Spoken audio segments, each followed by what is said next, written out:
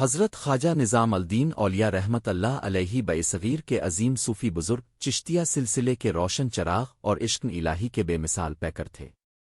آپ کا مبارک نام محمد بن احمد تھا اور دنیا آپ کو محبوب الہی کے لقب سے جانتی ہے۔ آپ کی پیدائش 636 میں بدایوں، اتر پردیش میں ہوئی۔ ابتدائی زندگی آپ کے والد محترم حضرت احمد بدایونی رحمت اللہ علیہ ایک پرہیزگار اور دیندار انسان تھے۔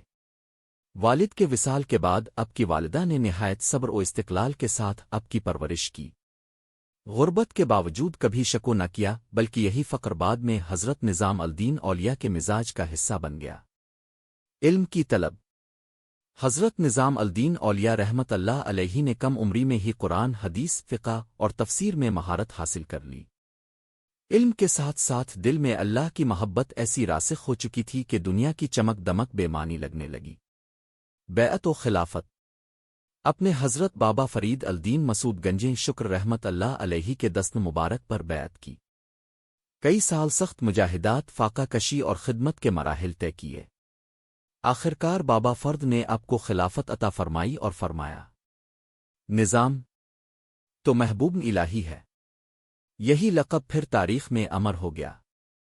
دہلی میں قیام دہلی اس وقت فتنوں، حملوں اور سیاسی انتشار کا شکار تھی۔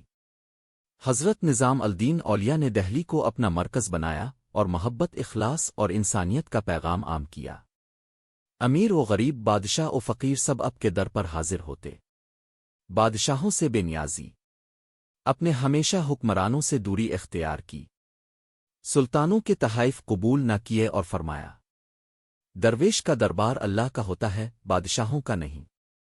تعلیمات حضرت نظام الدین اولیاء کی تعلیمات کا خلاصہ چند نکات میں یوں ہے: اللہ سے بے پناہ محبت، مخلوق خدا سے شفقت، صبر و شکر، فقر اور توکل، دنیا سے بے رغبت۔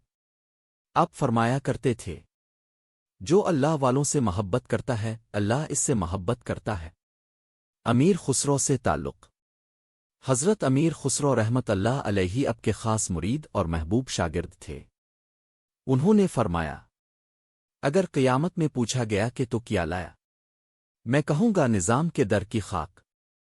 کرامات حضرت نظام الدین اولیاء کی کرامات بے شمار ہیں، مگر اب خود کرامت کے بجائے استقامت کو ترجیح دیتے تھے۔